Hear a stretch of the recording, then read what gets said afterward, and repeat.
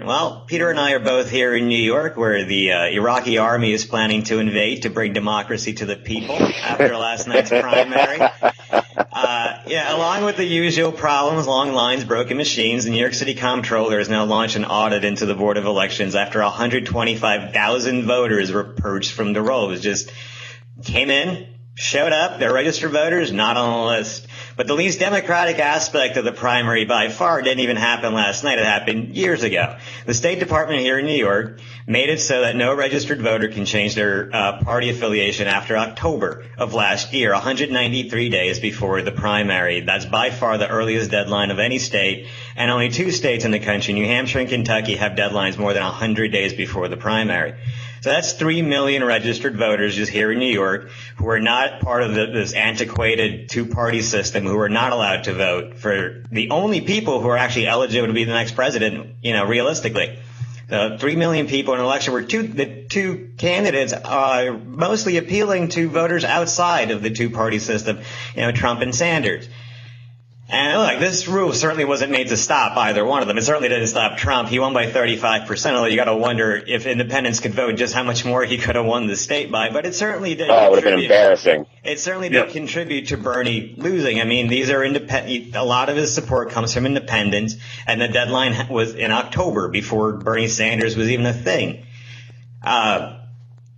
So it did contribute to him losing, and he didn't really get going until January, and by that point, no independent can actually join the Democratic Party to vote for him. So the New York establishment not only prevented people from voting for him, but they actually cost themselves hundreds of thousands of new registered Democrats in the process. But again, the rule has nothing to do with Bernie Sanders or Trump or anything, and the rule it has nothing to do with last night's primaries at all. It was created for local elections. It was created for establishment incumbents to make it easier to keep your seat. Because here in New York, we don't really have Republicans, not in the city. You win your Democratic primary and you're almost guaranteed to keep your seat. And that's why this rule was created. And, the Hillary people seem to like the rule because it helped her win, and the people that laughed at Trump's kids because they weren't eligible to vote for him because they missed the deadline laughed at it because it's funny. But it doesn't change the bullshit purpose of the rule. It's a rule created to keep new exciting candidates from getting enough voters to win the primary. It's a rule inherently trying to limit the amount of new voters that can participate in the primary. It's working really well. In 2014, New York was among the lowest voter turnout for the primaries of any state in the country. And so it is working.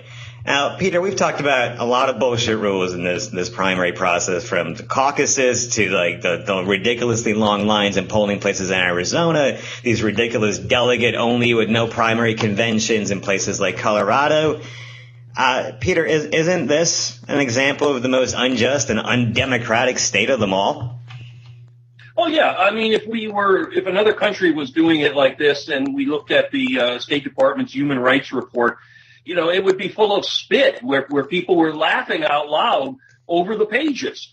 We have nothing close to a functioning democracy in our country. We have an ongoing reality show where candidates scream at each other and call each other names on the TV.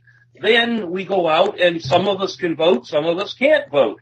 The rules for voting here are different than the rules for voting there. And then after all that's done, there's the so-called superdelegates who can step in and say, fuck you, voters. We're going to go with the establishment candidate after all. Or in the case of Trump, the Republican Party is going to step in and try to manipulate the rules so that he can't be the nominee. None of this has anything to do with democracy. And of course, we move to the general election where we don't even directly elect our president. We go through some bizarre system that was created in the 18th century because the founders felt that most Americans were too stupid to vote, even when they were restricting the vote to white landowners.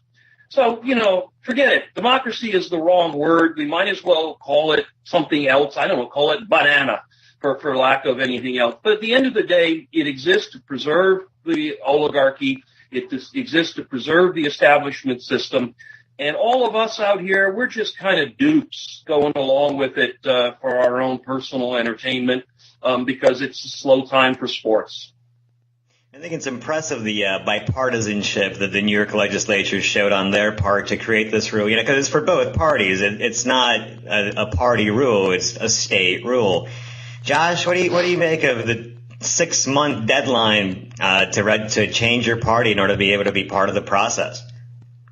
Oh, it's completely outrageous. I mean, I thought that Pennsylvania's deadline, it was a month ago, to switch your party was outrageous. And, now I want to hug the legislature for, having people, giving people until a month before the actual election to start paying attention and remember that there's a vote coming up that actually matters this time.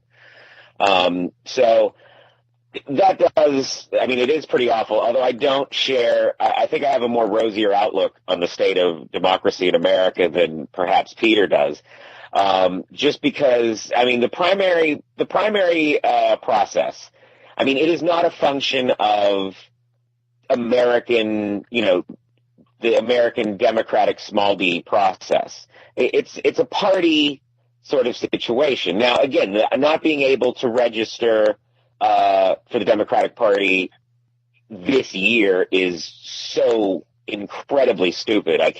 It's hard to even put into words to describe how dumb that is. Like, again, going back to the fact that it had nothing to do with yesterday's primary, the actual, local primaries are in September. So the deadline will have been almost a full year before the actual primaries. Wait, you guys didn't have local primaries yesterday? No, they're in September. They're later. No, that is also insane. I have no idea. 4 elections in New York this year.